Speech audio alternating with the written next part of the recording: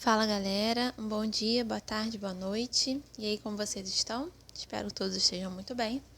Vamos dar continuidade à leitura desse livro, Racismo à Brasileira, uma nova perspectiva sociológica, do Eduardo Telles. E hoje faremos a leitura do capítulo 3, da democracia racial, a ação afirmativa. Então, vamos lá. Não basta abolir a escravidão no Brasil. Importante é erradicar seus efeitos. Vice-presidente do Brasil, Marco Maciel, citando o abolicionista Joaquim Nabuco. Embora algumas das garantias constitucionais tenham sido restabelecidas desde 1978, o Brasil retornou formalmente à democracia em 1985.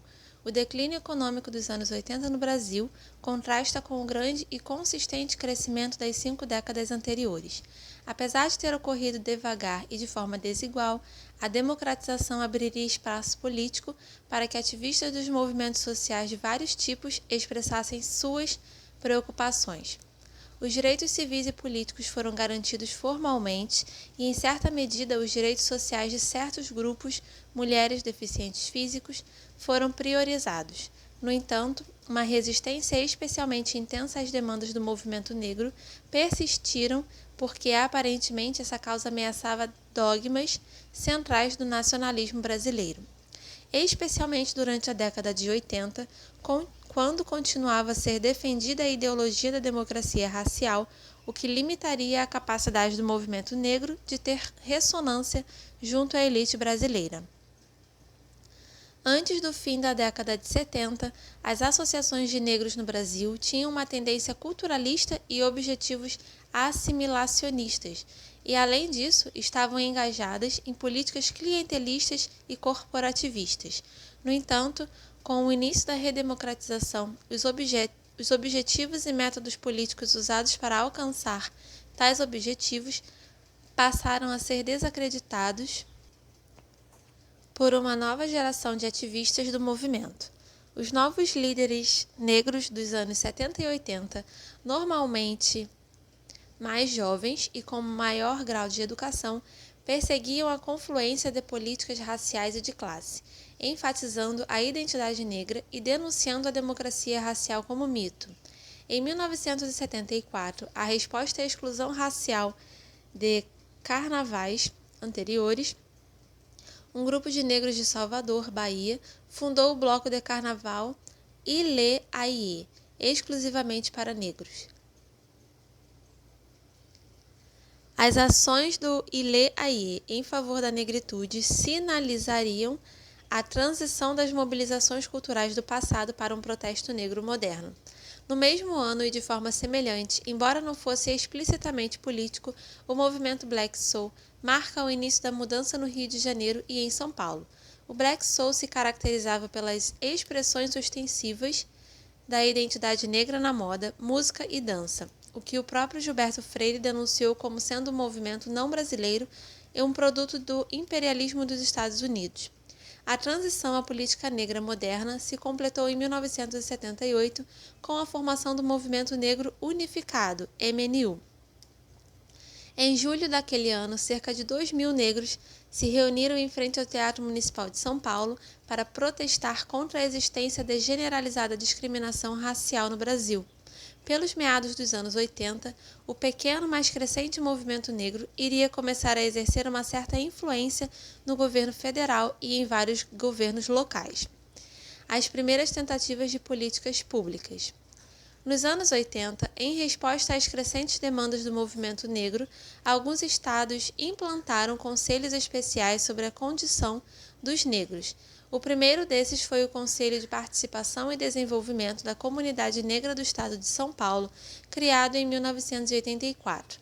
Seu propósito era monitorar a legislação que defendia os interesses da população negra, sugerir projetos para a Assembleia Legislativa e setores do Executivo e investigar denúncias de discriminação e violência policial. Com o início da democratização, o Conselho e membros da sociedade civil estavam confiantes de que o momento histórico oferecia oportunidade para reunir grupos de líderes negros, antes divididos, para juntos criarem uma emancipação real para os negros. Até 1988, os membros do Conselho não nomeados pelo governo foram selecionados para representar uma diversidade de partidos políticos, especialmente da esquerda, refletindo a necessidade de criar uma frente unida das diversas organizações de negros tão divididas e ideologicamente diversas. O Conselho encontraria muitos problemas políticos e operacionais, mas seu ex-presidente, Hélio Santos, acredita que contribuiu para o avanço da imagem dos negros brasileiros através de seus efeitos no sistema educacional e publicitário. E a ativista Sueli Carneiro acredita que as experiências dos militantes negros no Conselho de São Paulo conscientizou-os da possibilidade de uma participação democrática. A experiência de São Paulo seria modelo para conselhos semelhantes em vários estados brasileiros, inclusive a Bahia, Rio Grande do Sul e Rio de Janeiro, e alguns municípios, embora estes normalmente mantivessem o foco tradicional em questões culturais. Em 1985, logo após se encontrar com líderes afro-brasileiros, apesar de seu hesitante apoio à democracia racial, o presidente José Sarney propôs, mas nunca implementou, o Conselho Negro de Ação Compensatória em nível federal. No entanto, em 13 de maio de 1988, no centenário da abolição da escravatura, o presidente Sarney anunciou a criação do Instituto Fundação Cultural Palmares. Em seu pronunciamento pelo rádio, naquele dia, José Sarney vacilou entre a interpretação oficial da abolição brasileira como pacífica e consensual e uma perspectiva crítica da democracia racial. Com o objetivo de receber o apoio da população negra, Sarney expressou que a fundação iria tornar possível uma presença negra em todos os setores de liderança desse país. Segundo seu site oficial, o Instituto Fundação Cultural Palmares busca promover a prevenção dos valores culturais, sociais e econômicos decorrentes da influência negra na formação da sociedade brasileira, como assegurado pela Constituição Brasileira em 1988. Além disso, busca formular e implantar políticas públicas que tenham o objetivo de potencializar a participação da população negra brasileira no processo de desenvolvimento a partir de sua história e cultura. Embora a Fundação Cultural Palmares tenha servido como um intermediário importante entre o movimento negro e o governo brasileiro, sua ênfase na cultura e nos direitos culturais e sua posição dentro do Ministério da Cultura reflete a preocupação tradicional do governo com a cultura e a história afro-brasileira. Para alguns analistas, a ênfase na cultura forneceu uma distração das necessidades socioeconômicas dos negros de emprego, educação e saúde.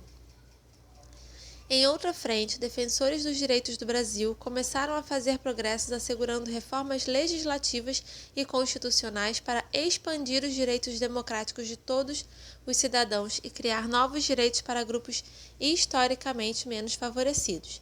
Os grupos negros e feministas, especialmente, conseguiram incluir importantes leis antirracistas e antissexistas na Constituição de 1988. A Constituição Brasileira de 1988 revolucionou as bases legais da defesa dos direitos humanos no país e também reconheceu os princípios de tolerância, do multiculturalismo e da dignidade individual. Direitos e identidades tornaram-se a base para centenas de leis antirracistas em vários níveis jurisdicionais. Em particular, o artigo 5, inciso 42, tornou a prática de racismo um crime inafiançável e imprescritível, sujeito à pena de reclusão. A nova Constituição também validou algumas mudanças estruturais importantes no Judiciário, no sentido da expansão dos direitos individuais e coletivos, dentre essas, o fortalecimento do papel constitucional do Supremo Tribunal Federal e significativas reformas no funcionamento do Ministério Público. Ao aumentar o número de instituições que poderiam requerer por inconstitucionalidade e criar novos direitos econômicos e sociais, o Judiciário também se tornou um promotor estatal de direitos para membros da sociedade que tinham pouco ou nenhum poder político. Desde então, a Lei K.O. de 1989 e outras leis semelhantes que definem a prática de racismo têm sido implementadas em nível estadual e municipal. Embora algumas leis severas de antidiscriminação tenham sido aprovadas desde a promulgação da Constituição de 1988 e haja crescido o interesse jurídico sobre essas leis e a pressão para que sejam de fato implementadas, os litígios contra o racismo da década passada foram quase totalmente ineficazes. A eleição de número cada vez maior de negros para postos importantes começaria a desafiar o status subalterno que lhes é reservado no imaginário coletivo e aumentar as esperanças de grande parte da população negra. Diferentemente do passado, autoridades negras eleitas frequentemente reconheciam sua negritude e faziam da raça uma questão importante, como notado por Johnson. Nos anos 80, Abdias do Nascimento, suplente de um senador do Rio de Janeiro, tornou-se o primeiro congressista a defender explicitamente no Congresso a população afro-brasileira. A partir de 91, com a 49ª Assembleia e a eleição de uma mulher negra e pobre, Benedita da Silva, que levantou questões raciais em sua campanha de base desde 1989, os negros no Congresso Nacional começaram a defender pública e regularmente questões raciais.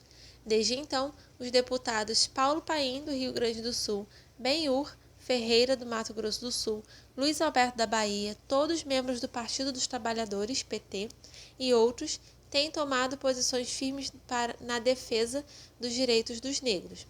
No passado, embora os negros estivessem amplamente subrepresentados no Congresso, existiram deputados e senadores negros como, por exemplo, Nelson Carneiro, que exerceu o mandato de senador por quase 30 anos, mas nunca defendeu a população negra. Por volta da mesma época, Albuíno Azeredo, Alceu Colares e João Alves foram eleitos governadores do estado. Em 1994, eleito para uma das posições mais importantes da sociedade civil, Vicente Paulo da Silva, Vicentinho, tomou posse como presidente de maior organização sindical do Brasil, a Central Única dos Trabalhadores, CUT. A democratização ofereceria a esperança da inclusão de grupos excluídos anteriormente, especialmente na medida que eles conseguiam se organizar. Durante esse período, o movimento negro também estava envolvido em amplas campanhas de base para se organizar com base na raça, apesar do enfoque cultural de muitas organizações do movimento negro no passado. Cada vez mais ativistas começaram a enfocar o racismo e a desigualdade racial. Líderes do movimento negro passaram a receber atenção nacional e internacional através de campanhas que destacavam, como no Brasil, os negros eram as vítimas preferenciais da pobreza e das violações dos direitos humanos, inclusive crianças de rua, o tráfico de mulheres e a violência proveniente do crescente tráfico de drogas.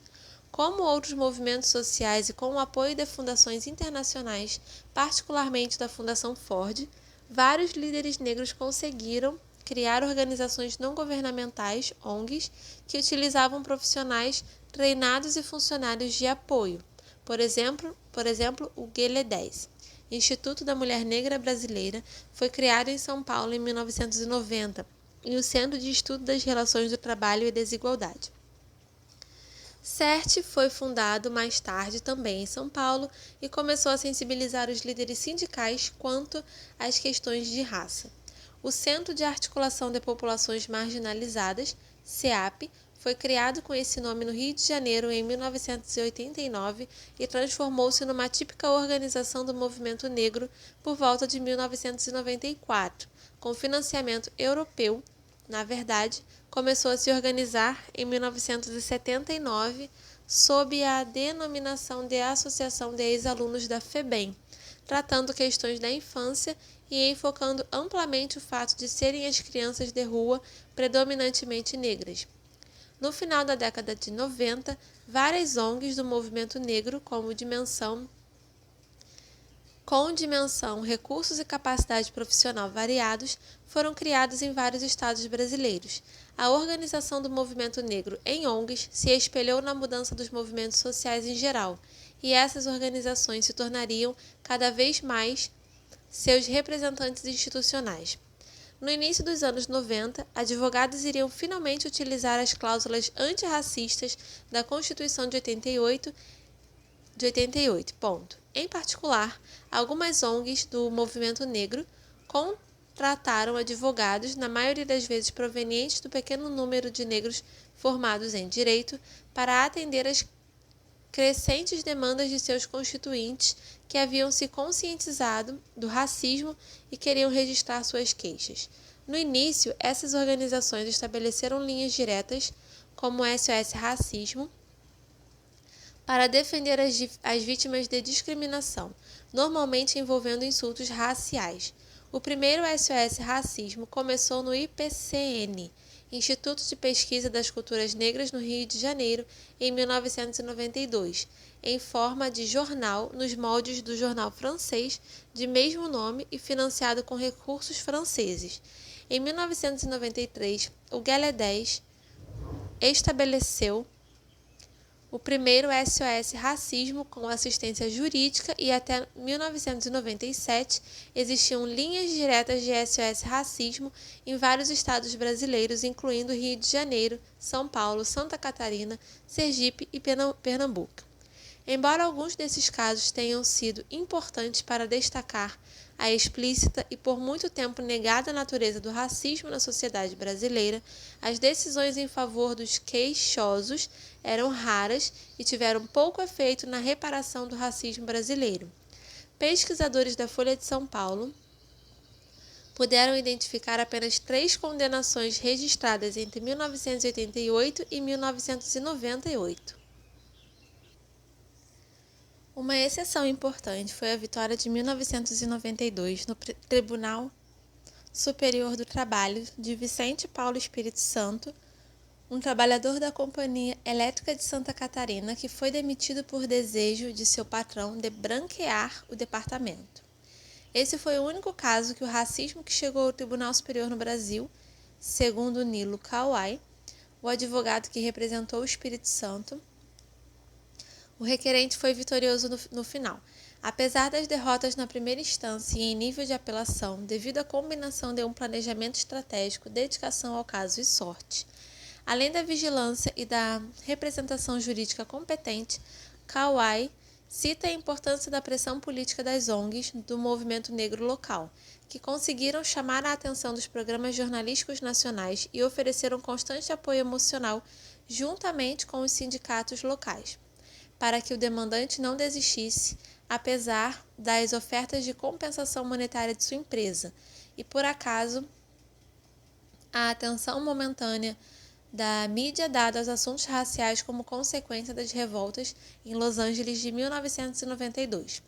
Com o apoio organizacional e profissional necessários, os líderes do movimento negro foram capazes de realizar e sustentar suas estratégias antirracistas, inclusive lançando campanhas educativas e valendo-se da mídia para expor a persistência e periculosidade do racismo no Brasil. As organizações do movimento negro conseguiram obter cobertura na imprensa e televisão nacional de eventos como o caso Espírito Santo em 1992 e a Marcha de Zumbi em 95. Além disso, organizações do movimento negro usaram a mídia nacional para denunciar o racismo de grandes instituições e personalidades. Dentre essas, a TV Globo, denunciada em razão de um capítulo da popular novela O Dono do Mundo, no qual o protagonista grita insultos raciais ao seu jardineiro. Essas organizações também denunciaram a Sony Music e o cantor Tiririca por gravarem uma canção infantil racista e o ministro dos Transportes por declarar que Pelé e Asfalto eram os pretos mais admirados do Brasil.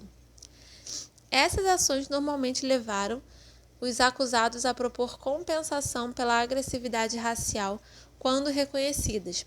Por exemplo, logo após o encontro do ministro dos Transportes com líderes do movimento negro, no qual o ministro prometeu empregar mais negros no Ministério de Transporte, a TV Globo transmitiu uma série sobre uma família negra de classe média.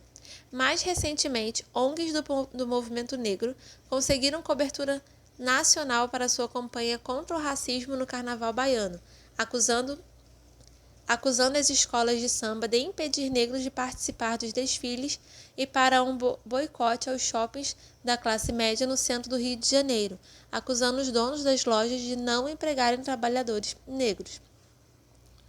Por volta do início dos anos 90, o termo democracia racial começou a cair em desuso no vocabulário brasileiro.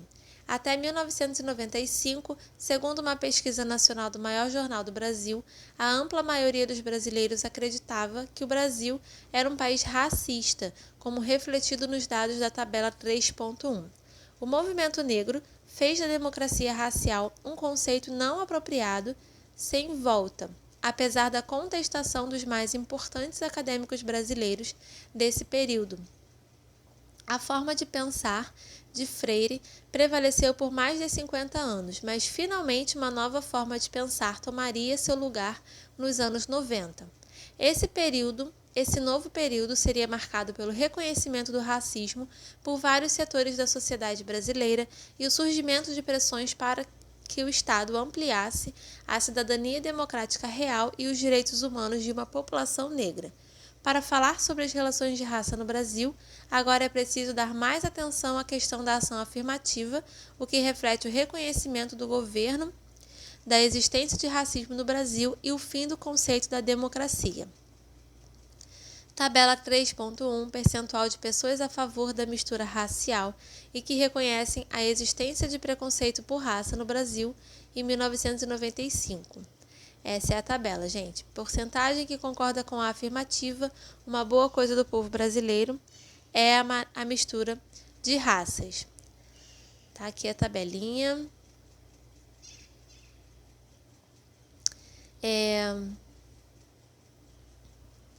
O fim do conceito da democracia racial. Apesar disso, os brasileiros continuam a valorizar a miscigenação, como demonstrado na tabela 3.1. Em 1995, 90% dos brasileiros concordavam com a afirmativa, uma boa coisa do povo brasileiro é a mistura de raças. O novo modo de ver a raça no meio acadêmico. À medida que os governos militares diminuíam a repressão contra acadêmicos, estudos sobre raça ressurgiram, como foi o caso da finalização da dissertação de Carlos Rosenbaum pela Universidade da Califórnia em Berkeley, em 1978. Rosenbaum, assim como Fernandes, enfocava o efeito do desenvolvimento capitalista e a industrialização nas desigualdades raciais, mas, ao contrário de Fernandes, concluiu que o racismo era compatível com o desenvolvimento do capitalismo no Brasil.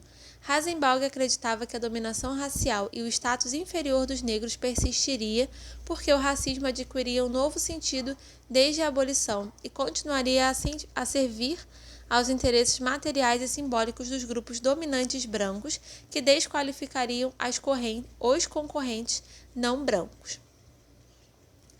Logo, a desigualdade racial permaneceria e não desapareceria com o desenvolvimento do capitalismo, como acreditava Fernandes. Baseando-se amplamente em dados estatísticos do governo, o trabalho de Rosenbaum e de seu colega Nelson do Vale Silva seria fundamental para desmentir a crença na democracia racial durante os anos 80. Devido à confiança em dados estatísticos novos, esse trabalho tem sido referenciado como uma escola do revisionismo estatístico. Esses estudos enfocam as desigualdades raciais de renda, educação, emprego, mortalidade infantil, analfabetismo e mobilidade social.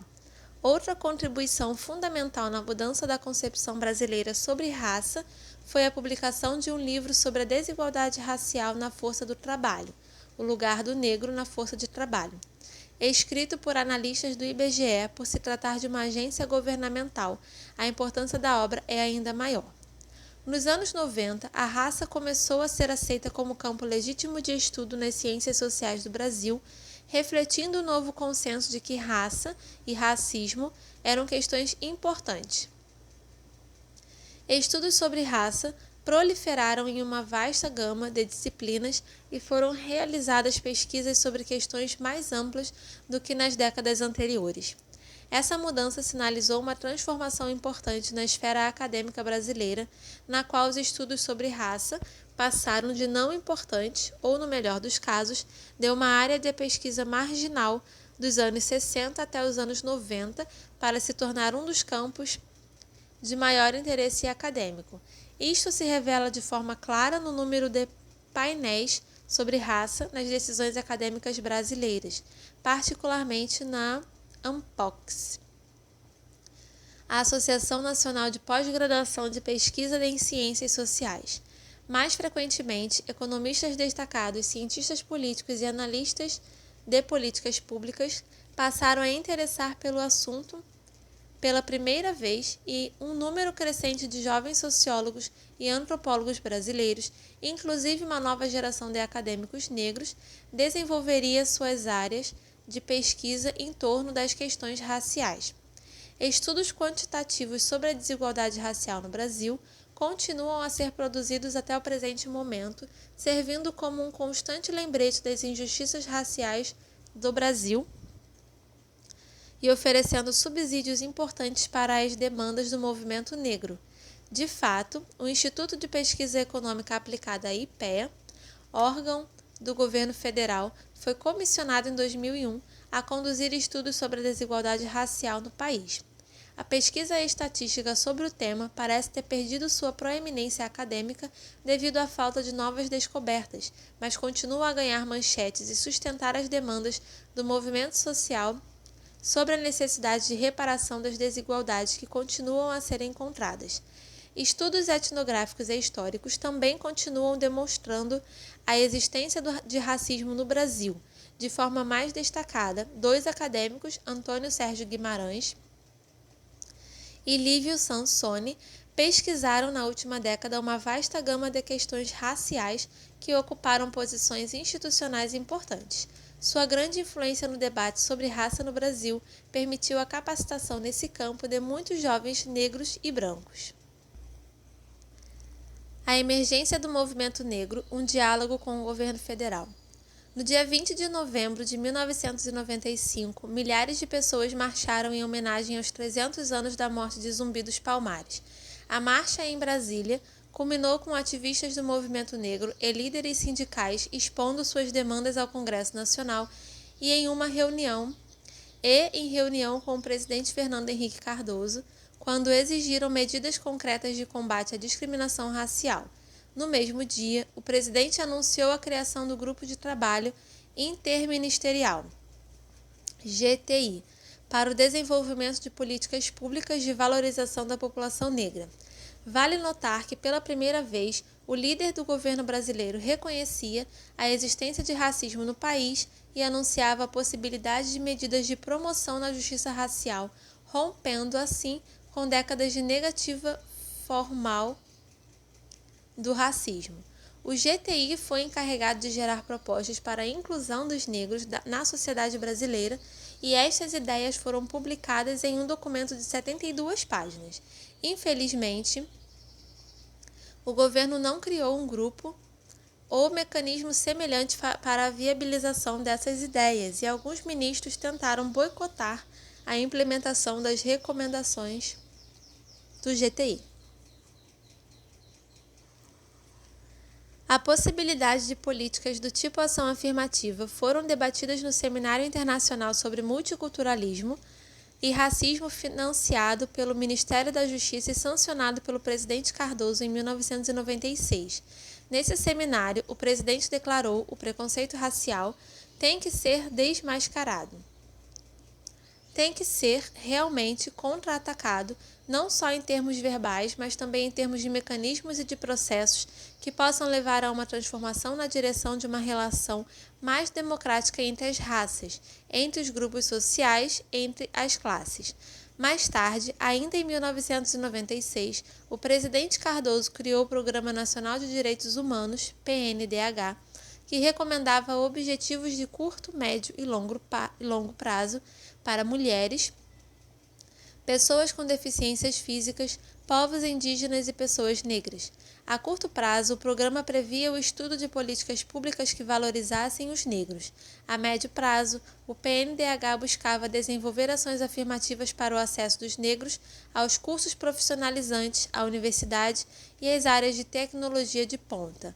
Para o longo prazo, os objetivos eram de cancelar todas as leis discriminatórias, desenvolver políticas e regulamentações que buscassem combater a discriminação racial e formular políticas compensatórias que promovam social e economicamente a comunidade negra. O governo federal então endossou a ideia de políticas públicas explicitamente baseadas em raça para apoiar os afro-brasileiros. Segundo Hélio Santos, diretor do GTI, o movimento negro teve muitas esperanças de mudança na atitude histórica do governo relativa à raça, devido à formação acadêmica pessoal do presidente da República. Quando era aluno de Florestan Fernandes, no início de sua carreira, Cardoso pesquisou as relações raciais na região sul do Brasil, trabalho sobre o qual escreveu 2 livros.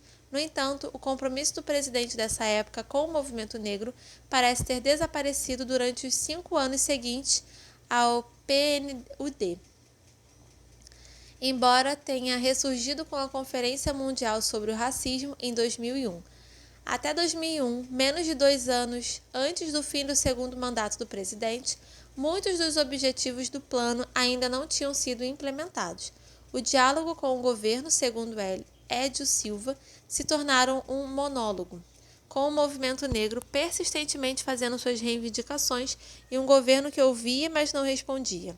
O início do primeiro mandato do presidente Cardoso foi um movimento de otimismo contido para alguns ativistas do movimento negro, que viram suas reservas acabarem se concretizando. A elite brasileira, como muitos previam, continuaria a resistir a qualquer tentativa de incorporar os negros nas estratégias de desenvolvimento do país. Ainda que o próprio presidente Cardoso tenha querido implementar políticas de ação afirmativa, ele precisaria que seus companheiros planejassem e apoiassem essa iniciativa. Cardoso frequentemente se baseava na opinião de grupos seletos de cientistas sociais e economistas, alguns dos quais serviram como seus ministros. No seminário de 1996, ele havia convidado vários acadêmicos proeminentes do Brasil e especialistas do exterior em questões raciais para ponderar quanto à possibilidade de políticas sociais de promoção da população negra. Os acadêmicos brasileiros convidados eram estrelas em suas respectivas áreas de trabalho, mas haviam ignorado a questão racial pela maior parte de suas carreiras até a convocação presidencial. Suas análises frequentemente refletiam o conhecimento de noções populares sobre raça e a preferência por uma análise com base nas classes sociais.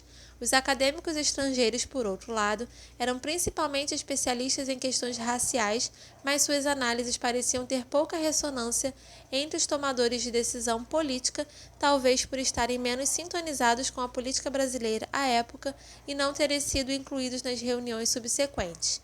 Líderes do movimento negro foram eventualmente convidados para o seminário, mas ficaram em geral relegados à posição de espectadores.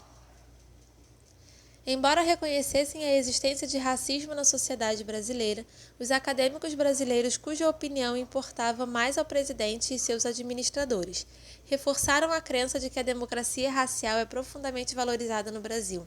Isso colocaria a sociedade brasileira em posição de desvantagem para abolir ou atenuar o racismo, especialmente quando comparado a outros países como os Estados Unidos. Para eles, embora a democracia racial não fosse uma descrição da sociedade brasileira, deveria ser vista como um projeto nacional ou um objetivo na promoção da justiça racial. Eles também expressaram opiniões de que políticas direcionadas à raça solidificariam as fronteiras e perpetuariam a própria ideia de diferença racial. Além disso, para eles, a cultura popular brasileira celebra a ambiguidade e a miscigenação ao invés da separação conceitual de grupos necessária para identificar os beneficiários de ações afirmativas. Ao invés de pensar e elaborar políticas de inclusão de negros, esses acadêmicos expressaram indiretamente oposição à política de ação afirmativa, denunciando a réplica não adequada de políticas norte-americanas. Como resultado, o governo Cardoso hesitou na concretização dos objetivos que havia colocado inicialmente. No entanto, as declarações anteriores do presidente pareciam ter acelerado o ritmo das atividades antirracistas iniciadas em vários setores da sociedade civil. Inícios da ação afirmativa no Brasil. Apesar da resistência do governo federal em implementar políticas em grande escala para o combate das desigualdades raciais e a discriminação de 95 a 99, vários setores da sociedade brasileira começaram a desenvolver um conjunto limitado de políticas de ação afirmativa, inclusive iniciativas promovidas por governos locais progressistas e projetos pilotos de variado alcance promovidos pelo governo e pelo setor privado. Em seu estudo sobre 10 grandes áreas metropolitanas, Ehringer identificou nesse período 124 programas de combate à discriminação racial, 40 especificamente para negros, 70 que visavam combater a discriminação racial em geral, valorizar a cultura e história negra ou promover membros dos grupos menos favorecidos, inclusive negros, e ainda outros 14 programas que visavam combater a discriminação sem mencionar raça. 29 desses programas eram financiados pelos governos federal, estadual ou municipal. 42 eram promovidos por ONGs e outros 17 por parcerias entre o governo e ONGs. O restante era promovido por universidades, igrejas, partidos políticos e empresas privadas. O programa federal incluía a capacitação profissional administrativa, treinamento em computação e educação sobre o sistema de crédito governamental para pequenos negócios de negros, num esforço para aumentar o número de contratos fechados com eles. Por serem particularmente importantes, vale destacar as iniciativas tomadas para promover e apoiar negros nas universidades. Dentre as iniciativas não governamentais estavam cursos em várias cidades brasileiras para ajudar os negros, às vezes carentes e negros, a serem aprovados no vestibular. O primeiro desses cursos começou no Rio de Janeiro, em 1994, por iniciativa de Frei Davi, que contou com o apoio da igreja, organizações locais de bairro e contribuições de participantes e continua a servir como modelo nos dias de hoje. Esse curso é direcionado para negros e carentes, o que reflete estar de acordo com o debate sobre se deveria ser para os pobres em geral ou especificamente para os negros. Grande parte dessas iniciativas continua a ser privada, mas a cidade de Belo Horizonte criou um curso semelhante e, em alguns casos, universidades públicas financiam tais cursos. Além disso, o Galé 10, ONG das Mulheres Negras de São Paulo, selecionou com o apoio financeiro do Bank Boston várias adolescentes negras promissoras de famílias pobres que receberiam bolsas de estudo por vários anos até que terminassem seus cursos universitários e ingressassem no mercado de trabalho. Esse projeto, com o nome de Geração 21, tem o objetivo de servir como modelo e demonstrar como a juventude negra e pobre pode ter sucesso com o apoio certo.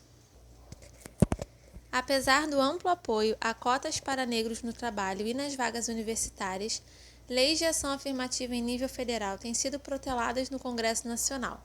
Até março de 2002, cerca de 130 projetos de lei que tratavam de questões raciais estavam pendentes. Os 2 projetos de lei mais notáveis foram apresentados pelo senador e ex-presidente da República José Sarney e pelo deputado federal Paulo Paim. O projeto de lei do Sarney propõe que 20% das vagas em todas as universidades brasileiras e no serviço público sejam destinadas a negros e pardos. A classificação seria baseada na autoidentificação. O projeto de lei do deputado Paulo Paim, também apresentado em 2000, é muito mais ambicioso, conhecido como Estatuto da Igualdade Racial. Estabelece 20% de cotas para negros nas universidades públicas, empresas de médio e grande porte, governos locais e estaduais. O projeto também estabelece que pelo menos 30% dos candidatos dos partidos, 25% dos atores de televisão ou filmes, 40% dos modelos das campanhas publicitárias sejam negros, que seja pago no valor de 102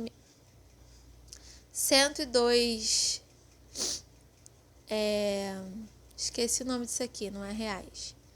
Mas nesse valor aqui, 102 mil, como compensação, acho que é cruzeiros, 102 mil cruzeiros, para compensação a todos os descendentes africanos no Brasil. Que a história africana seja ensinada em todas as escolas, que seja criado a cargo de ouvidor para a igualdade racial no Congresso, em que seja garantida a posse legal das terras dos denominados quilombolas. Em 1999, um projeto de lei do senador Antero Paes de Barros determinaria que pelo menos 50% de todas as vagas das universidades federais fossem destinadas a alunos das escolas públicas.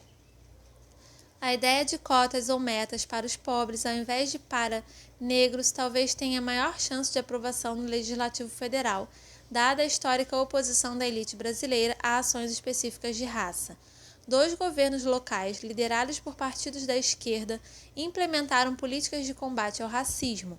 Belo Horizonte, terceira maior cidade brasileira, foi a primeira cidade grande a estabelecer uma secretaria municipal para assuntos da comunidade negra, SMACON, em 1998.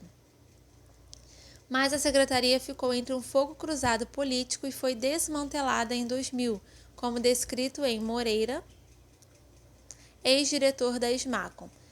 Pela lei municipal, a secretaria visava desenvolver políticas sociais em áreas carentes, especialmente em termos de habitação e capacitação profissional. Embora a SMACON desenvolvesse programas de combate à discriminação racial e de valorização da cultura e das pessoas negras, especialmente as mulheres, seus programas não estavam limitados aos negros. Em 1999, a sexta maior cidade do Brasil, Porto Alegre, respondendo à acusação de racismo, estabeleceu que 5% da força de trabalho de todas as empresas terceirizadas contratadas pela prefeitura fossem negros. Uma ONG do Movimento Negro com sede em São Paulo, o Centro de Estudos das Relações do Trabalho e Desigualdade, CERT, promoveu vários seminários para examinar a diversidade no mercado de trabalho privado. Isso começou em 1995, quando vários líderes do movimento negro alertaram o ministro do Trabalho para o fato de que multinacionais americanas, que mantinham políticas de diversidade racial e de gênero nos Estados Unidos, discriminavam mulheres e especialmente mulheres negras nas suas filiais brasileiras. Essa denúncia levou o Ministério, em associação com a Secretaria de Direitos Humanos do Ministério da Justiça e a Organização Mundial do Trabalho, a organizarem várias reuniões entre representantes das empresas norte-americanas, líderes sindicais e organizações do movimento social dos negros e das mulheres. Depois disso, o CERT promoveu reuniões com administradores de recursos humanos dessas e outras empresas brasileiras para trocar experiências e discutir programas de promoção da igualdade e a diversidade racial e de gênero. Eles constataram que as poucas empresas que possuíam programas de diversidade envolviam mulheres e pessoas deficientes físicas, mas nenhuma era voltada para trabalhadores negros. Como resultado do esforço do CERT, painéis sobre diversidade racial foram apresentados nas reuniões da Associação Brasileira de Recursos Humanos e na Conferência sobre Empresas e Responsabilidade Social nas Américas do Instituto Ethos, ambos com a participação de centenas de líderes empresariais. Uma publicação do Instituto Ethos de 2000 declarava que a diversidade poderia melhorar a produtividade e a imagem corporativa, aumentar a satisfação do trabalhador, harmonizar a empresa ao perfil de seus clientes, diminuir as oscilações de vendas e a vulnerabilidade legal.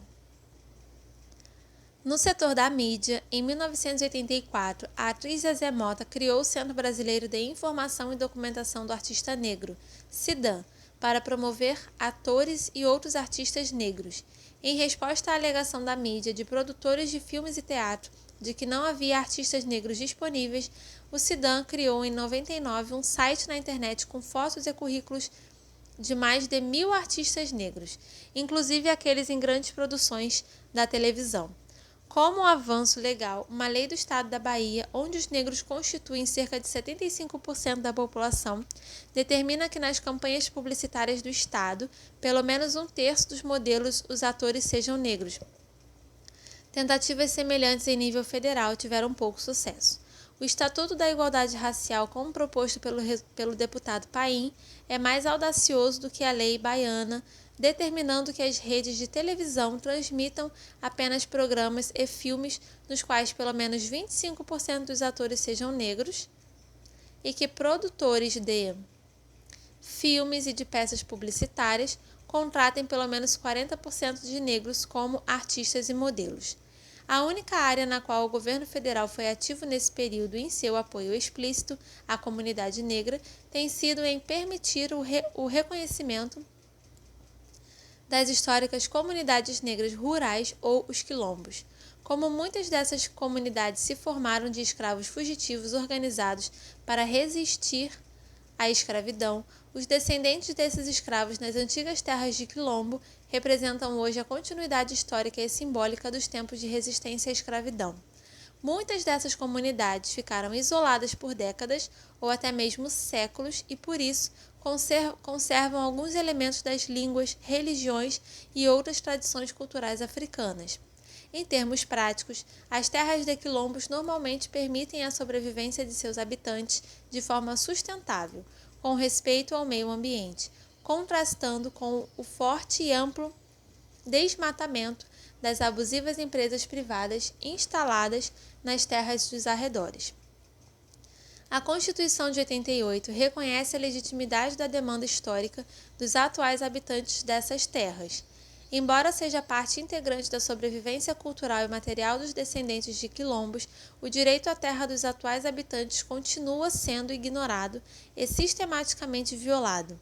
Essas terras ancestrais têm sido continuamente usurpadas para atividades de agricultura, extração vegetal e mineral. O Congresso repetidamente falhou na aprovação da legislação que permita regular as terras de quilombos e os tribunais com frequência se alinham aos proprietários de terras e grandes empresas nas disputas legais sobre os direitos da propriedade comunal. Em termos econômicos, culturais e ambientais, defensores de direitos têm feito reiteradas solicitações no sentido da extensão da plena cidadania a esses descendentes de antigos escravos e ativistas do movimento negro, têm feito da regulamentação das terras de quilombos uma de suas principais demandas. A regularização tem dependido da comprovação de direitos históricos à terra, com base em provas arqueológicas e escrituras difíceis de serem obtidas. Segundo recomendação da Associação Brasileira de Antropologia, a posse da terra deveria ser dada com base na autodeterminação, ao invés desses outros tipos de provas, mas o governo falhou no reconhecimento de tais demandas. Das mais de 500 propriedades que alegam ser quilombos, menos de 50% receberam títulos até fins de 2001. Esses títulos forneceriam aos habitantes posse coletiva dessas terras, possibilitando que demandassem escolas, centros de saúde e infraestrutura de comunicação, sem os quais vivem na maior carência. Nessas condições, muitos dos descendentes de quilombos restantes têm sido forçados a migrar e muitas vezes a levar vidas marginalizadas nas áreas urbanas. A globalização do movimento negro. O movimento negro do Brasil ganharia novo impulso ao estender-se além das fronteiras nacionais, embora tenha gerado novos problemas, como a propagação do racismo na internet e uma maior vulnerabilidade das populações pobres às decisões do capital internacional. A globalização também forneceu oportunidades para os movimentos sociais em geral. Informalmente, através da internet, do correio eletrônico e de uma mídia internacional em expansão, o trabalho e visibilidade das redes internacionais de direitos humanos cresceu assombrosamente. O movimento negro do Brasil, normalmente em parceria com outras organizações de direitos humanos, aproveitou dessas novas oportunidades e estabeleceu ligações com organizações do movimento negro por toda a América Latina, os Estados Unidos e a África do Sul. Uma das consequências mais visíveis da globalização talvez tenha sido o crescimento e consolidação de uma sistema internacional de direitos humanos. As conferências internacionais, começando pela Conferência sobre o Meio Ambiente no Rio de Janeiro, em 1992, foram exemplos importantes para que os brasileiros percebessem o poder do envolvimento da sociedade civil global em questões de justiça social e direitos humanos. Essas conferências internacionais e suas convenções pressionaram os países a se posicionarem com respeito aos direitos humanos aos olhos da comunidade internacional, declarar seu apoio ou não, ao se tornarem signatários e assim estarem comprometidos com as leis internacionais dos direitos humanos. Enquanto países importantes, particularmente os Estados Unidos, normalmente menosprezam esses tratados, argumentando que o Estado de Direito e a democracia estão bem consolidadas em seus próprios países, os países periféricos estão preocupados com sua posição em relação a como esses tratados afetam sua reputação internacional, especialmente com respeito ao nível de democracia.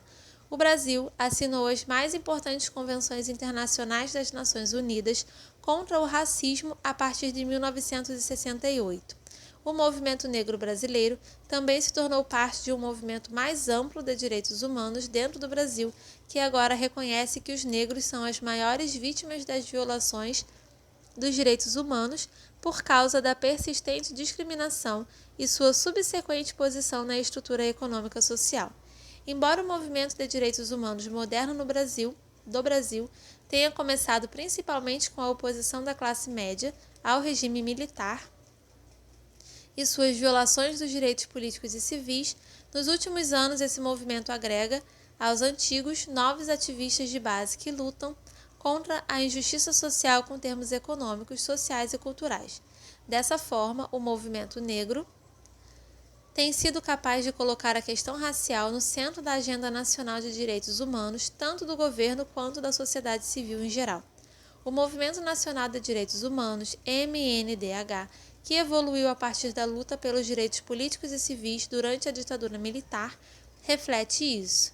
Embora tenha começado nos anos 70, em oposição aos abusos de um regime autoritário, o MNDH atualmente reúne mais de 600 ONGs de base, inclusive organizações do movimento negro de todo o Brasil, com crescente preocupação a respeito dos direitos econômicos, sociais e culturais. Suas publicações regularmente chamam a atenção para como os negros são, de forma desproporcional, as principais vítimas dos abusos aos direitos humanos no Brasil. O movimento negro também se beneficiou da crescente importância de um sistema internacional de direitos humanos. Isso inclui tribunais internacionais para processar casos de direitos humanos que não receberam julgamento devido nos países membros. Particularmente, a globalização tem ajudado a consolidação de um sistema de direitos humanos das Nações Unidas, incluindo o Protocolo de São Salvador e o Sistema Interamericano. De forma mais genérica, a globalização dos direitos humanos tem incorporado a ideia de direitos humanos universais e a necessidade de proteger os membros menos privilegiados da sociedade. A atenção crescente do movimento negro ao sistema da ONU inclui a fiscalização dos relatórios do governo brasileiro, as convenções sobre racismo, tal como a do Comitê pela Eliminação do Racismo. O relatório do governo brasileiro ao CERD, em 96, declarou que o governo federal, como determinado pelo presidente Cardoso, tem atuado com transparência absoluta nessa área.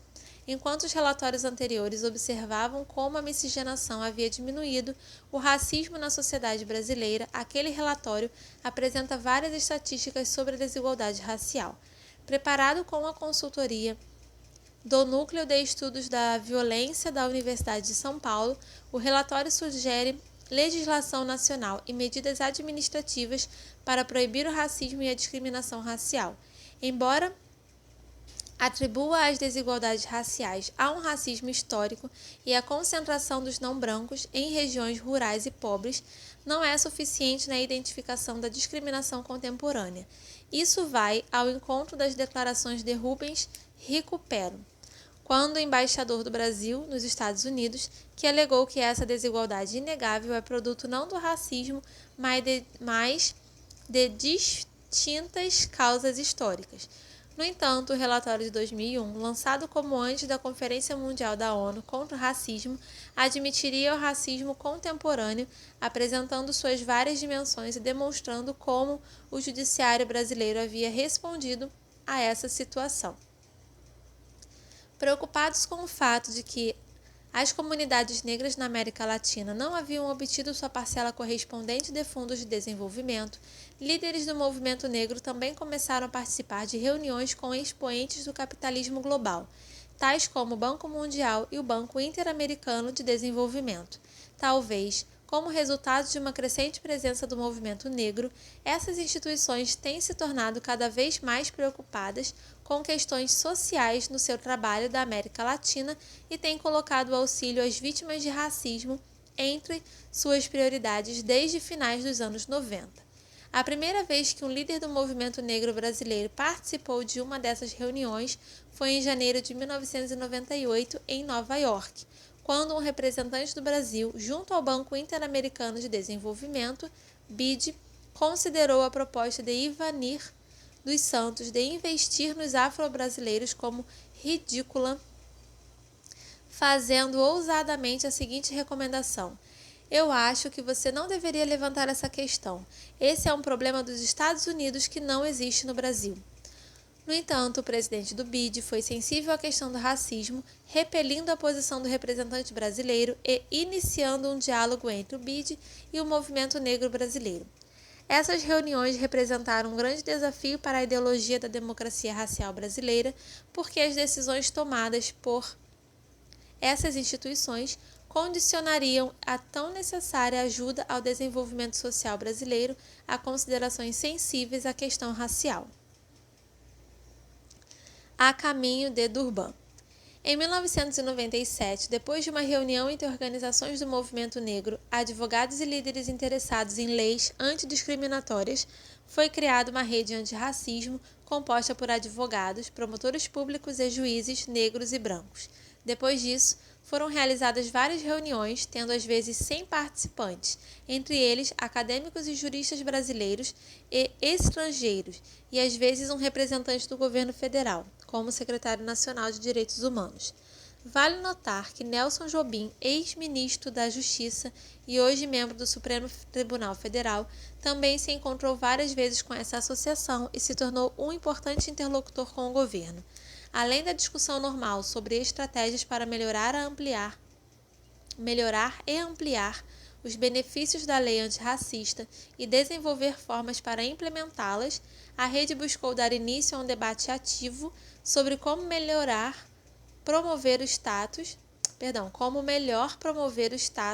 e os direitos econômicos, sociais e culturais da população negra. Não satisfeitos com a eficácia da lei na reversão do status quo racial do Brasil, advogados do movimento negro e outros líderes formularam cada vez mais estratégias para tornar seus trabalhos mais eficazes. Depois das reuniões em Aracaju, essa rede nacional se reunira várias vezes em Florianópolis, Rio de Janeiro e Brasília, nos 2 anos seguintes. À luz da crescente preocupação internacional com o aumento de incidentes de racismo e o reconhecimento dos desafios e oportunidades para combater esses fenômenos, em um mundo cada vez mais globalizado, em 97, a Assembleia Geral da ONU decidiu promover a terceira Conferência Mundial contra o Racismo, discriminação racial, xenofobia e outras formas de intolerância. A terceira Conferência Mundial contra o Racismo seria parte de uma série de conferências temáticas convocadas pelas Nações Unidas para abordar problemas sociais, econômicos e ambientais de seus Estados-membros. O Fórum Internacional debateria propostas durante os meses de agosto e setembro de 2001 em Durban, África do Sul, local escolhido pelo fato de o sistema de apartheid daquele país haver sido o assunto central das 2 primeiras conferências. A conferência visava rever os progressos alcançados no combate ao racismo, desde a adoção da Declaração Universal dos Direitos Humanos em 1948, que por sua vez foi estimulada pela questão racial e inspirada pelas atrocidades cometidas durante a Segunda Guerra Mundial. Também tinha como objetivo a formulação de medidas de combate ao racismo em nível nacional, regional e internacional, assim como aumentar a conscientização sobre o racismo. O objetivo da Rede Nacional de Advogados contra o Racismo seria consolidado com a decisão de participar da Conferência Mundial.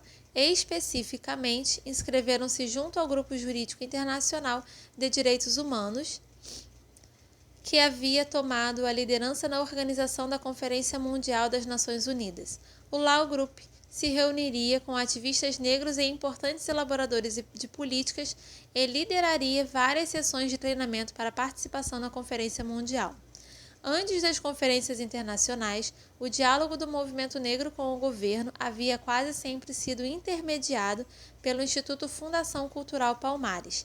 Na primeira conferência preparatória para a Conferência Mundial contra o Racismo, realizada em Genebra entre os dias 1º e 5 de maio de 2000, esse monopólio seria quebrado e o governo brasileiro iria logo mostrar sinais de que buscava um diálogo com o movimento negro organizado.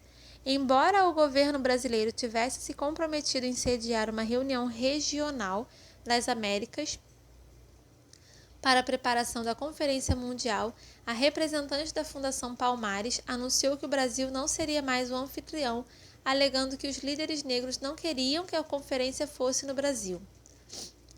Isso foi uma declaração insincera, considerando os esforços dos líderes do movimento negro em informar seus membros sobre a conferência. Além disso, era especialmente chocante, dada a presença dos líderes do movimento negro. Embora o chefe da missão brasileira em Genebra, mais tarde, tenha citado fatores de ordem financeira como razão para não hospedar as reuniões locais. Esse argumento era igualmente não convincente, considerando-se que essas conferências são subsidiadas e que países pobres como Senegal e o Iraque foram anfitriões das conferências para a África e a Ásia. A razão real parecia ser a preocupação do governo com o rápido desmoronamento da imagem internacional de tolerância racial do Brasil e com o fato de que tal conferência chamaria a atenção para as reivindicações do movimento negro. Apenas 10 dias antes, no dia 22 de abril, o Brasil comemorava os 500 anos da chegada à sua costa de navegadores portugueses com uma celebração presenciada pelos principais dignatários, incluindo o presidente Cardoso, na praia onde esse evento histórico ocorreu. Por vários dias, trabalhadores rurais sem terra, negros e índios que protestavam pacificamente contra o que seria a comemoração de 500 anos de exploração europeia, foram impedidos de chegar ao local da cerimônia oficial, próximo a Porto Seguro, Bahia. Apesar de terem permissão garantida por decisão judicial, quando eles tentaram marchar até o local no dia da cerimônia, foram detidos e vários brutalmente espancados pela polícia em um evento amplamente transmitido pela mídia internacional. Com o Brasil mantendo firmemente sua decisão de não hospedar a conferência regional, apesar da pressão da alta comissária dos Direitos Humanos das Nações Unidas, Mary Robinson, o Chile foi finalmente escolhido como novo local. Pelo menos 2 reuniões importantes envolvendo o movimento negro brasileiro foram organizadas antes da conferência. A primeira foi um encontro nacional da Coordenação das Entidades Negras, CONEM, que estabeleceu objetivos para a participação do movimento brasileiro na reunião do Chile. Ao mesmo tempo, Guy McDougall, diretora executiva do Law Group, a organização principal responsável pela organização da Terceira Conferência Mundial, e Ariel Dulitzik, diretor do programa do Law Group para a América Latina, visitaram o Brasil várias vezes e treinaram as organizações do movimento negro em várias cidades do Brasil, além de participarem da conferência da CONEM.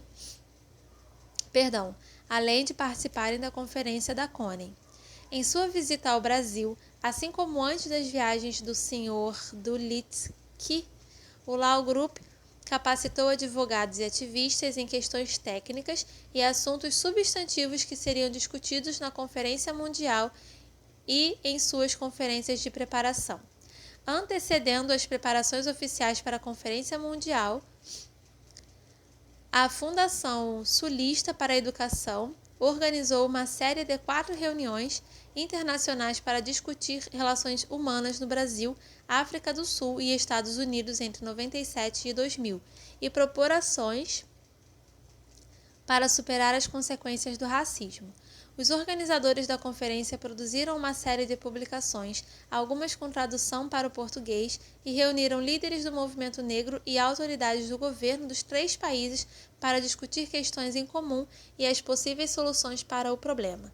Nas primeiras 3 conferências, a delegação brasileira, composta por ativistas, acadêmicos e líderes do governo, sentiu-se marginalizada em parte por causa de barreiras linguísticas, mas também porque sentiu que os organizadores e as delegações dos Estados Unidos e da África do Sul davam menos importância ao Brasil e entendiam que o racismo no Brasil era menos severo do que em outros países.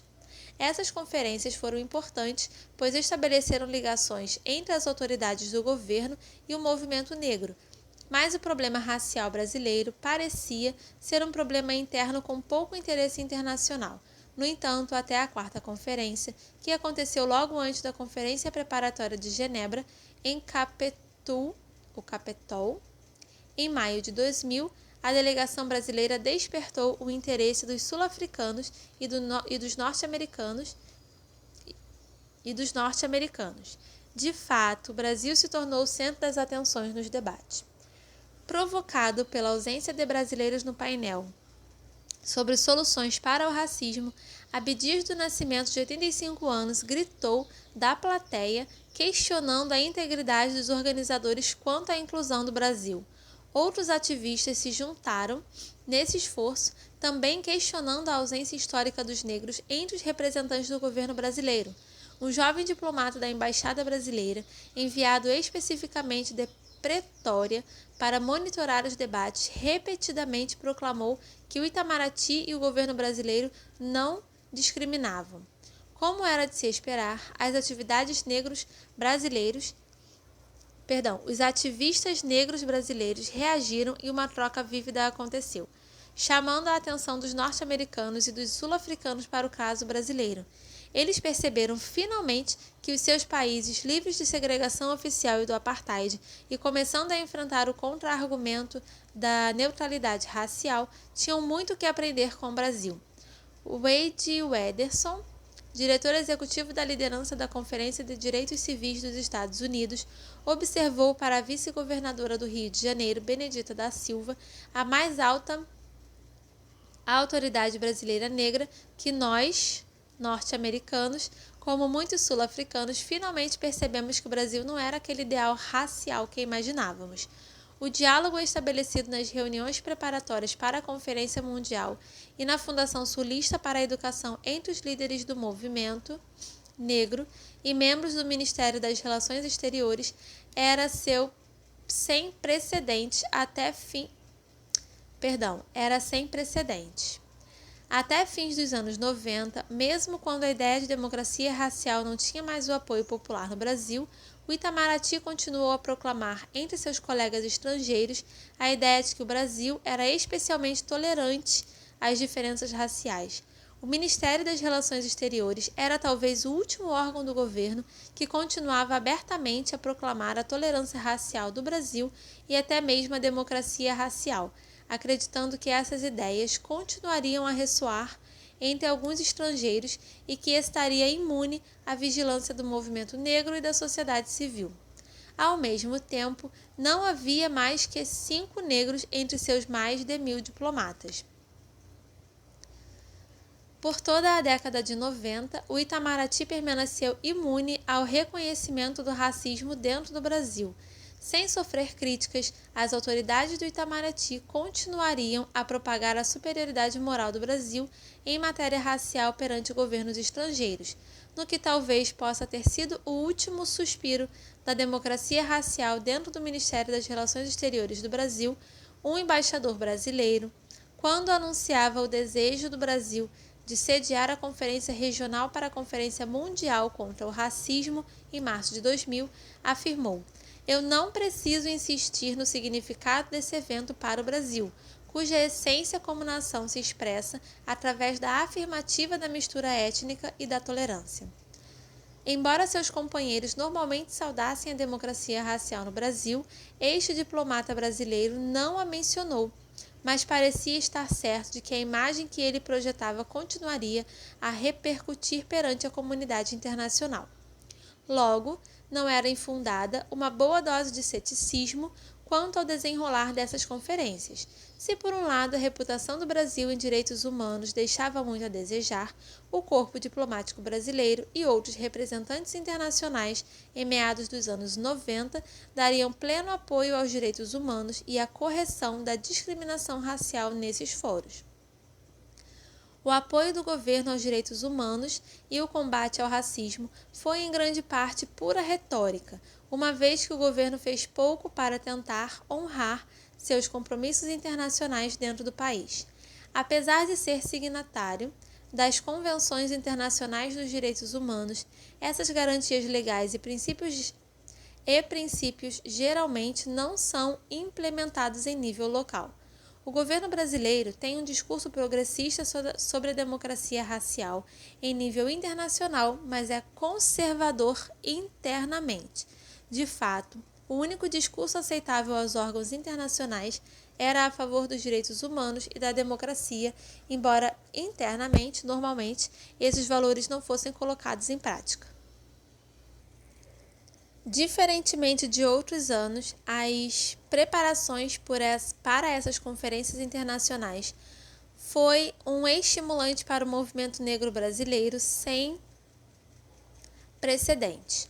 O mais importante foi que essas reuniões permitiram que fossem discutidas abertamente questões de racismo com a plena atenção das mais altas autoridades brasileiras, fato que raramente ocorreria no Brasil, se é que ocorreria. Esse diálogo foi reforçado pela presença de companheiros internacionais, particularmente intermediários, diplomatas e líderes de ONGs de direitos humanos. Essas conferências também permitiram reunir ativistas negros de todas as partes do país que trabalhavam com um otimismo renovado sobre as possibilidades de progresso dessa questão, especialmente à luz de um diálogo com o governo federal, embora para alguns isto fosse motivo para desconfiança. O movimento negro brasileiro teve um papel central na criação da Aliança Estratégica de Afro-Latino-Americanos, uma organização com sede em Montevidéu que reúne afro-latino-americanos e afro-caribenhos desde 1998, promovendo a capacitação de lideranças, troca de informações, debates sobre problemas comuns e o desenvolvimento de estratégias regionais. As organizações do movimento negro brasileiro trabalharam com La Alianza na preparação da terceira conferência sobre o racismo, com representantes do movimento negro de pelo menos outros 10 países da região. La Alianza se reuniu em São José, Costa Rica, em outubro de 2000 e emitiu um documento que seria apresentado aos governos latino-americanos no Chile. El Documento de Santiago, como foi chamado, oferece um diagnóstico da discriminação na região e recomendações para se superar suas expressões contemporâneas e as consequências da discriminação passada. O documento também afirma que negar a existência de discriminação e racismo em nível de Estado ou sociedade contribui diretamente para a prática do racismo, discriminação, xenofobia e outras formas semelhantes de intolerância. Por fim, o documento demanda a designação de políticas antirracismo eficazes que possam incluir ações afirmativas. Naquele mesmo mês, 26 organizações de mulheres negras do Brasil, Peru, Equador e Uruguai se encontraram para discutir estratégias para influenciar ainda mais na Conferência Mundial. A reunião regional da América Latina foi realizada em Santiago, Chile, em dezembro de 2000. foi um marco para o movimento negro na medida em que o governo brasileiro, pela primeira vez, mostrou seriedade e determinação para resolver as questões levantadas pelo movimento negro. Para a surpresa dos membros da aliança, os governos latino-americanos decidiram aceitar o documento na íntegra e torná-lo parte das plataformas oficiais. Romero Rodrigues, líder do movimento negro da organização Mundo Afro do Uruguai, orgulhosamente declarou que o documento de Santiago se tornara o documento mais importante para os negros da América Latina desde a abolição. Em junho e julho, reuniões preparatórias foram realizadas em quase todos os 26 estados brasileiros. O governo brasileiro financiou pelo menos 18 conferências para regiões e estados, inclusive em assuntos especiais tais como as populações afro-indígenas. Além disso, 15 estados promoveram suas próprias conferências preparatórias. Grande parte do financiamento dessas conferências partiu do governo federal, o que sinalizava seu compromisso com a Conferência Mundial da ONU sobre o Racismo. A atenção do governo para com o movimento negro foi reafirmada e consolidada na Conferência Preparatória Nacional em julho de 2001, no Rio de Janeiro, a qual contou com cerca de 2.000 participantes do movimento negro de todo o Brasil. As autoridades governamentais não podiam fazer outra coisa senão notar que o movimento negro não se baseava apenas em um pequeno grupo de ativistas, e sim que tinha desenvolvido uma ampla rede de apoio. Além disso, foram confrontadas com muitos testemunhos sobre injustiças raciais e sofrimentos pessoais vividos pelos presentes. Autoridades do governo, pela primeira vez, se abriram em um fórum público a críticas por terem ignorado a discriminação racial da sociedade brasileira por muito tempo e a ideia de que já era tempo de se buscarem justas compensações para essa situação. Segundo Guacira César, ativa feminista na Conferência de Durban e nas demais conferências da ONU sobre mulheres e direitos humanos, o governo brasileiro nunca havia investido tanto no apoio a demandas do movimento social. O governo enviou o secretário de Direitos Humanos e vários embaixadores à Conferência do Chile. 5 diplomatas haviam ido à conferência em Durban, mais representantes do que em qualquer outra conferência das Nações Unidas. Inclusive a Conferência de Viena, do Cairo, de Beijing, de Copenhague e a Beijing mais 5.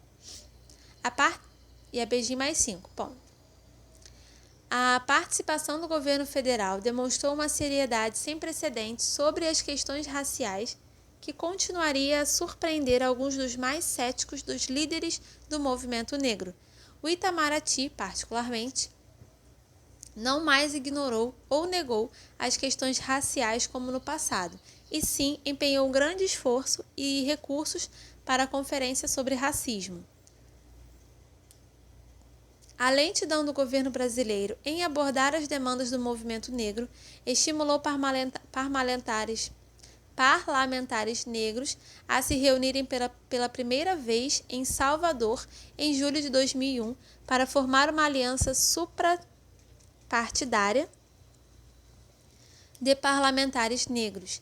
Apesar de representarem uma variedade de partidos e ideologias, os parlamentares reconheceram a denúncia do movimento negro da persistência de discriminação racial e desigualdade e a necessidade de desenvolver políticas para promover a igualdade.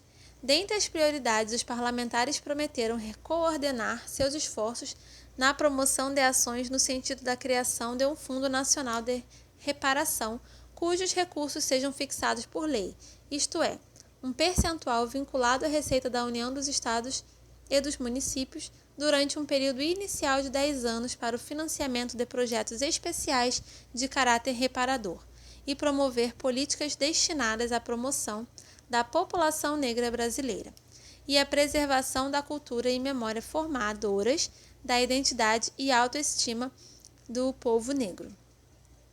A Conferência Mundial.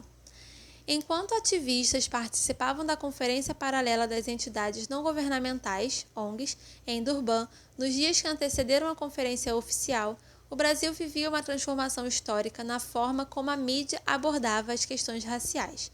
Como descreviam alguns ativistas do movimento negro, a questão racial estava pegando fogo.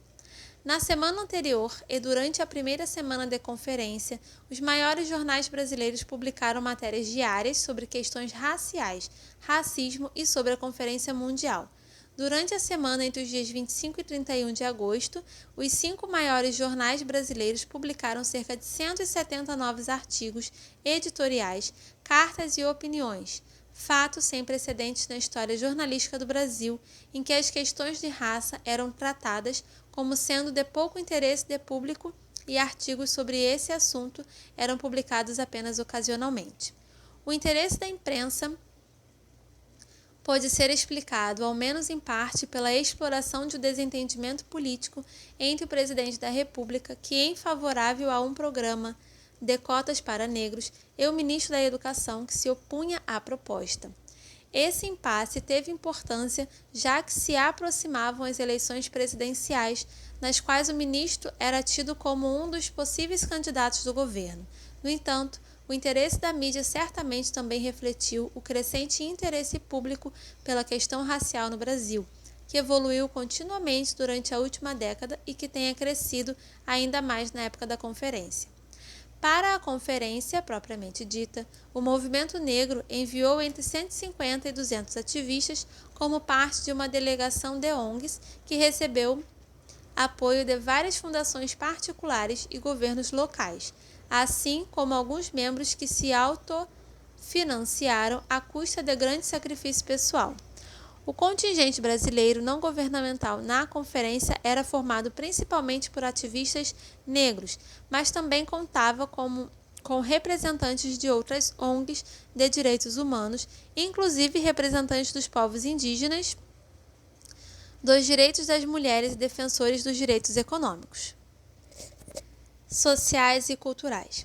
A importância da delegação brasileira foi ressaltada quando a ativista do movimento negro brasileiro, Edna Holland, foi designada como relatora geral da conferência. A delegação do governo brasileiro era composta por cerca de 50 representantes, que incluíam desde o Ministério da Justiça e o Secretário Nacional de Direitos Humanos a vários deputados federais, autoridades locais e membros do Comitê Nacional sobre Raça e Discriminação Racial, formado por representantes tanto do governo como da sociedade civil. Um evento, em particular, foi indicativo de uma crescente cooperação entre o governo e os ativistas sociais. No dia anterior ao início oficial da conferência, o ministro da Justiça convidou ativistas da sociedade civil para um encontro em seu hotel para trocarem suas preocupações sobre a conferência e resumir para eles a estratégia do governo. O que se seguiu foi uma interessante mistura de nacionalismo e de denúncias de injustiças raciais. Depois da execução do hino nacional brasileiro, da qual todos participaram animadamente, e o hasteamento da bandeira brasileira, cada um dos participantes se apresentou. Embora os ativistas demonstrassem ser patriotas e nacionalistas, suas apresentações nem sempre curtas também revelavam alto nível de consciência negra e exprimiam suas dores e lamentações sobre o fracasso do governo em sua defesa. Alguns dias depois, os mesmos ativistas do movimento negro e seus aliados nacionais e internacionais fizeram uma demonstração para a imprensa estrangeira em frente a um saguão de reuniões das Nações Unidas em Durban, denunciando o fracasso do país na implementação de políticas antirracistas. Durante a conferência, o governo brasileiro e os governos da América Latina se revelaram progressistas em questões raciais, especialmente quando comparados às delegações dos governos de outras regiões do mundo. Em contraste, os Estados Unidos e Israel mais tarde se retiraram da conferência, deixando milhares de ativistas norte-americanos desapontados e desmoralizados. A conferência foi politizada por duas questões, ambas que levaram à saída dos Estados Unidos, a demanda por reparações por séculos de escravidão e colonização e a proposta de sanção contra Israel pelo tratamento dado aos palestinos. O todo-poderoso governo Bush então percebeu que a conferência seria contrária aos seus interesses. Ficar e enfrentar a possibilidade de ter o seu problema racial interno exposto em um fórum mundial ou ver o seu mais próximo aliado político vilipendiado e sancionado não seria tolerado pelos Estados Unidos, cujo comportamento na cena internacional era cada dia mais arrogante e isolacionista. Além disso, as nações da comunidade europeia, agindo em bloco, negaram apoio à proposta de reparações pelo colonialismo e pela escravidão, e a Índia negou o caráter racista do sistema de castas. Apesar disso, a Conferência Mundial em Durban gerou otimismo entre os líderes do movimento negro brasileiro. As promessas feitas pelo governo brasileiro, que incluíam a implementação de políticas de ação afirmativa, eram sem precedentes e representavam um novo discurso que teve ressonância entre a oposição, tanto da direita quanto de esquerda. Mas seria mera retórica? Apesar da crença de muitos de que a política brasileira sobre essa questão estava prestes a sofrer uma revolução, muitos outros permaneceram céticos. Joaquim Barbosa, citado em vários jornais, representava bem essa visão ao notar que não vejo qualquer condição política ou institucional para tais medidas. Este é um governo em final de mandato com dificuldade de aprovação de questões que são parte de sua própria agenda política. Como é que poderia aprovar um programa de ação afirmativa? O governo vai encenar para o público, dizer que vai acontecer, sabendo bem que não há a mínima condição de fazer coisa alguma. Ele também observou que o princípio legal filosófico de um programa de ação afirmativa é a busca pela implementação eficaz do princípio da igualdade. Isso implica a ruptura da lógica de que somos todos iguais, quando de fato não somos. Embora o Brasil tenha começado a experimentar algumas formas de ação afirmativa em pequena escala, tanto na esfera pública quanto na esfera privada, os programas governamentais de ação afirmativa em grande escala, até Durban, eram apenas planos. A transformação após a Conferência de Durban. Após o término da Conferência de Durban, em 8 de setembro de 2001, a mídia brasileira continuava debatendo e interessada na questão racial, apesar do fracasso da conferência para os Estados Unidos. Os resultados foram sem dúvida positivos para o movimento negro do Brasil. Em 5 de setembro de 2001, o governo brasileiro parecia seguir o rumo certo ao anunciar um programa de ação afirmativa em larga escala, com base no fator racial. Em resposta às demandas da Conferência Mundial, o ministro do Desenvolvimento Agrário, Raul Jungmann, anunciou um programa de ação afirmativa para homens e mulheres negros.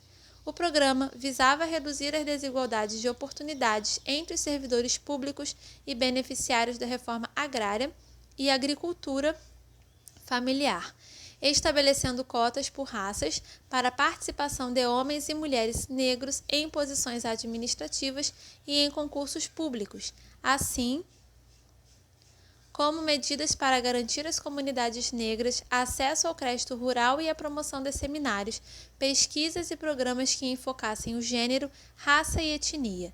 Especificamente, 20% de todas as posições administrativas desse ministério seriam destinadas a negros, com a previsão de aumentar esse percentual para 30% no ano de 2003. Além disso, 30% do orçamento do ministério deveriam ser destinados de forma preferencial para comunidades rurais formadas por negros. O programa também determinava que todas as terras de quilombos em terras do governo federal ou estadual deveriam ser reconhecidas e tituladas. No entanto, os acontecimentos de 11 de setembro de 2001 nos Estados Unidos ofuscaram a atenção da mídia e os debates públicos sobre a questão racial do Brasil por pelo menos um mês, diminuindo a força política de Durban. Em 9 de outubro, a Assembleia Legislativa do Rio de Janeiro anunciou que 40% das vagas das universidades estaduais seriam dedicadas a negros e pardos. Diferentemente das ações federais, o Programa do Rio era de cunho legislativo e, portanto, não estava sujeito a modificação administrativa ou à probabilidade de mudança ou anulação por parte de uma nova administração. Pouco antes dessa medida, a mesma Assembleia Legislativa do Rio de Janeiro havia reservado 50% das vagas de suas universidades estaduais para alunos da rede pública de ensino. Também, por volta da mesma época, um juiz emitiu sentença em favor de uma demanda do Ministério Público para que as universidades estaduais de Minas Gerais fossem obrigadas a reservar 50% de suas vagas para estudantes da rede pública de ensino. Vale mencionar que, em dezembro de 2001, o Ministério da Justiça e o Supremo Tribunal Federal, STF, abriram 2 processos importantes. O primeiro determinava que pelo menos 20% dos direitos, consultores, sênior e funcionários de empresas terceirizadas que prestam serviços ao STF deveriam ser negros. O presidente também anunciou um programa de ação afirmativa no Instituto Rio Branco, oferecendo 20 bolsas por ano para alunos negros. Como anunciado por Benedita da Silva em Durban, em 24 de março de 2002, o ministro do Trabalho determinou que 20% do Fundo da Assistência ao Trabalhador, FAT, para o treinamento e capacitação profissional deveriam ser destinados a trabalhadores negros, principalmente mulheres negras. As ações federais inspirariam uma série de ações semelhantes no início de 2002 por parte de governos locais, inclusive no estado do Mato Grosso do Sul e Santa Catarina, além dos municípios de Jundiaí e Uberlândia e universidades em vários estados brasileiros. Outras localidades instituíram ações específicas para os povos indígenas. Mais notório foi a aprovação pelo Senado Federal do projeto de lei do senador Sebastião Rocha, que substituiu a Lei Sarney e determina uma cota de 20% para negros em todos os empregos públicos, todas as universidades e prestadores de serviços encontrados pelo governo federal por um período de 50 anos. O projeto de lei tramita agora na Câmara dos Deputados. Em 2002, o presidente Fernando Henrique Cardoso assinou o Programa Nacional de Ação Afirmativa apresentado a ele por 7 de seus 21 ministros. Esse plano propõe mecanismos administrativos em nível federal para promover populações menos favorecidas, mas não estabelece nenhuma cota ou metas. Segundo o analista, um candidato às eleições presidenciais do governo, ministro da Saúde, José Serra, que por sua vez não assinou o plano, promete criar mecanismos que incrementem a participação de negros nos negócios que transacionam com o governo federal, mas em momento algum menciona cotas ou algo semelhante. José Serra, no entanto, perdeu as eleições para Luiz Inácio Lula da Silva, do Partido dos Trabalhadores, PT. Lula foi empossado na presidência no dia 1º de janeiro de 2003. Nomeou 3 ministros negros, Gilberto Gil, para a Cultura, Marina Silva, para o Meio Ambiente e Benedita da Silva, para o da Assistência e Promoção Social. O primeiro ministro negro da história do Supremo Tribunal Federal, STF, criou a Secretaria de Combate ao Racismo, uma promessa de campanha, assim como manteve o programa de cotas. Outra promessa, apesar dos quase 200 mandatos de segurança contra as cotas da Universidade Estadual do Rio de Janeiro, UERJ. O desenvolvimento das ações afirmativas no governo Lula certamente dependerá da capacidade do movimento negro de influenciar o novo governo. Por fim, embora a tranquila transição para um governo de esquerda indique que a democracia no Brasil parece estar bem consolidada, a história brasileira demonstra que a democracia pode ser tênue, e sem ela não é possível pensar em ação afirmativa. Profundas e prolongadas crises econômicas privilegiam aspectos econômicos e financeiros e forçam a marginalização das questões sociais na agenda política. Conclusões. O fim da ampla crença na democracia racial não foi tão revolucionário quanto o fim da segregação legal nos Estados Unidos e o apartheid na África do Sul. Afinal de contas, a democracia racial era uma ideologia não racial e, assim, para muitos, essencialmente não racista. Como salientou o sociólogo Howard Winant, o Brasil antecipou por muitas décadas o não-racismo oficial que os Estados Unidos e a África do Sul enfrentariam. No entanto, a elite brasileira, durante a vigência da ideia de democracia racial, silenciou ou foi ambivalente em relação à questão racial, considerando-a um não problema e qualificando a sua discussão como algo antinacional e racista. O fim da democracia racial revelou uma fachada que por muito tempo impediu que os brasileiros percebessem o racismo em sua sociedade. Também significou a consolidação de uma visão da exclusão racial como um dos elementos centrais da notória desigualdade brasileira. Pela primeira vez, a elite brasileira, inclusive acadêmicos, a mídia e formadores de políticas públicas debateriam abertamente o racismo e a desigualdade racial. No plano comparativo, é certo que há nos Estados Unidos e na África do Sul algumas pessoas que passaram a acreditar que os seus respectivos países superaram a questão da raça e do racismo, através de novas experiências de sociedades indiferentes à cor. Mas a ironia é que o Brasil já havia feito o mesmo há algumas décadas, sem, no entanto, promover as reformas raciais instituídas pelos dois mencionados países. A terceira Conferência Mundial sobre o Racismo em Durban, em 2000, daria legitimidade às lutas contra o racismo e formas correlatas de intolerância no Brasil, na América Latina e em outras regiões do mundo, onde era por muito tempo negada.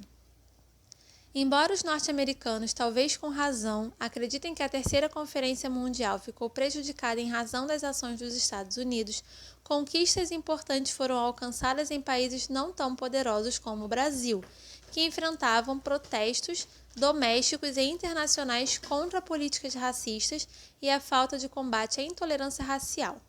Foi inédita a atenção da mídia às questões raciais durante os dias de conferência, da mesma forma que o foram as ações do governo logo após o evento. A ideia de formular políticas sociais para reparar o racismo e as desigualdades raciais parece ter se fixado na vida política brasileira. A crença na democracia racial se tornou coisa do passado. Apesar de não conseguir criar um movimento de massas, o movimento negro brasileiro foi capaz de desmascarar a ideologia brasileira de democracia racial e a retórica a favor dos direitos humanos, ao revelar a verdade sobre o racismo brasileiro nos fóruns internacionais. A persistência do movimento negro nos últimos 20 anos modificou a opinião pública no Brasil. Atualmente, a sociedade brasileira reconhece amplamente a existência de racismo e o governo busca formas para tratar a questão. No melhor dos casos, a democracia racial continua a ser um sonho para o futuro do Brasil. Parece persistir uma noção de que as relações humanas no Brasil, em algum nível, são superiores àquelas de países segregados, especialmente a referência permanente do Brasil, os Estados Unidos. Em especial, o valor dado à mistura racial que sustentou os fundamentos da democracia racial por tanto tempo, continuam a ser valorizados pelos brasileiros. Infelizmente, uma ideologia de branqueamento que deriva de um estágio anterior do pensamento racial brasileiro ainda orienta as crenças populares. Ironicamente, a miscigenação também gera oposição à ação afirmativa. Assim como foi o caso da democracia racial nas décadas anteriores, a crença na miscigenação permanece relativamente incontestada, algo como um senso comum que segue representando a ideia sobre relações raciais no Brasil. Da mesma forma que ideias sobre hibridismo e sincretismo continuam populares, a miscigenação provavelmente permanecerá como um componente importante da cultura popular. Ainda não está claro a forma precisa que tomará o pensamento racial neste período de democracia pós-racial. De qualquer forma, é inegável a profunda mudança desde a democracia racial. E é isso, galera. Essa foi a leitura do capítulo 3. Eu espero que você tenha curtido a leitura. Obrigada pela sua presença até aqui. Eu vejo vocês no próximo vídeo, que será a leitura desse capítulo 4, classificação racial. Tá bom? Um beijão e até o próximo vídeo. Tchau, tchau.